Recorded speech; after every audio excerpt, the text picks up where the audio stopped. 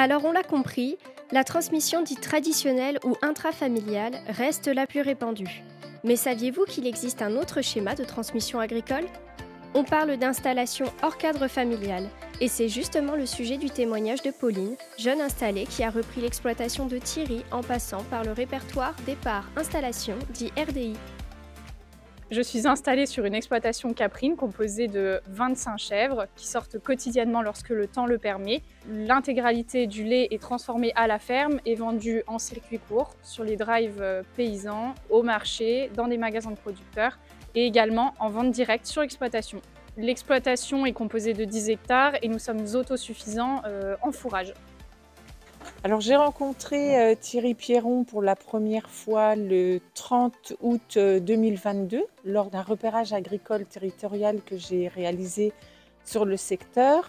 Ce repérage, en fait, il a pour objectif d'identifier les exploitants qui ont plus de 55 ans et qui n'ont pas de repreneurs, et puis de voir avec eux, de comprendre également leurs besoins et de les accompagner pour réaliser leur projet de cessation d'activité et de transmission. Suite à ce rendez-vous, Thierry a été orienté vers le PIT, le point information transmission.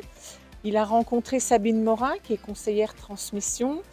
Il est venu donc sur l'Axou en entretien, et cet entretien a permis vraiment de faire le point avec Thierry sur sa situation et d'établir un plan d'action, de l'accompagner pour son projet. Et n'ayant pas de repreneur identifié, il s'est très rapidement inscrit au RDI, le répertoire départ installation, qui est un dispositif permettant de mettre en relation un porteur de projet qui n'a pas d'exploitation pour s'installer et un cédant sans repreneur. Suite à cette inscription, 3 candidats lui ont été proposés rapidement, et candidats qu'il a lui-même contactés, puisque le RDI fait une simple mise en relation mais n'accompagne pas aux entretiens. Donc sur ces 3 candidatures, il a fallu que je fasse un choix. Donc je les ai déjà rencontrés les uns derrière les autres. Donc j'ai rencontré Pauline en premier, j'avais rencontré une deuxième personne et puis une troisième. Mon choix était fait sur Pauline parce que je sentais en elle qu'elle aimait les animaux, qu'elle aimait les chèvres, qu'elle avait une passion aussi. Et donc aussi qu'elle avait des capacités à savoir et à gérer une exploitation. Donc on s'est revus, on a discuté de nouveau et j'ai décidé de voir avec la Chambre d'agriculture et donc Marie-Reine pour savoir s'il était possible que je me fasse une expérience sur l'exploitation, et elle m'a ensuite redirigée vers un stage PASS puis un stage parrainage. Pauline voulait acquérir de l'expérience. Alors nous avons mis en place le stage PASS sur l'exploitation, donc pour une durée de 6 mois. Ce stage permet en fait à des demandeurs d'emploi de se former 100% en entreprise, d'acquérir des compétences pratiques, et c'est également un stage qui est suivi tout au long avec un protocole individuel de formation à réaliser. Suite à cette expérience de 6 mois qui a permis à Pauline donc de renforcer ses compétences pratiques tant sur l'élevage que sur la transformation, eh bien elle souhaitait enchaîner par un stage de parrainage lui permettant de préparer vraiment son projet d'installation pour aller jusqu'au bout et jusqu'à l'installation. Donc, mon projet se concrétisant sur cette exploitation, j'ai décidé de faire une installation en passant par un parcours aidé. Donc j'ai pris rendez-vous au PAI, j'ai ensuite réalisé mon 3P et j'ai eu un premier rendez-vous avec Margot pour discuter du PE ensemble. J'ai rencontré Pauline pour un premier rendez-vous dans le cadre de l'accompagnement à l'installation. L'objet de ce rendez-vous est de faire un point global sur le projet. Et puis c'était l'occasion aussi d'établir un rétro-planning pour aboutir à un dépôt de demande d'aide.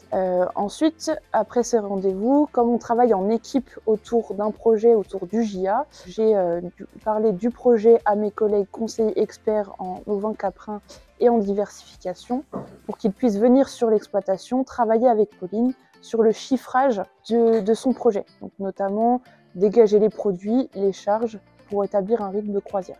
Donc là, l'objectif de Pauline, c'était de professionnaliser un petit peu la reprise de cette exploitation, où elle débute avec 25 chèvres et l'objectif c'est d'augmenter à 40 voire 50 chèvres ensuite. Et donc parallèlement à ça, on a discuté avec Pauline de son étude de marché parce que c'était important aussi de connaître les débouchés possibles pour conforter en fait son installation avec les 50 chèvres, ce qui nous a permis de concrétiser une étude système sur 4 ans et d'en aboutir ensuite à la partie économique avec un EBE.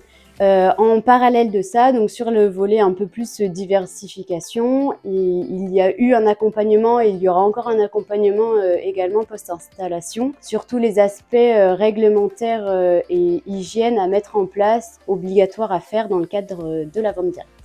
Suite à l'étude système réalisée par Manon et Laurent qui a conclu un EBE solide et me permettant de me dégager le revenu que je m'étais mis en objectif. Cela va permettre également de pouvoir investir dans un bâtiment et dans une fromagerie qui est aujourd'hui le cœur du projet.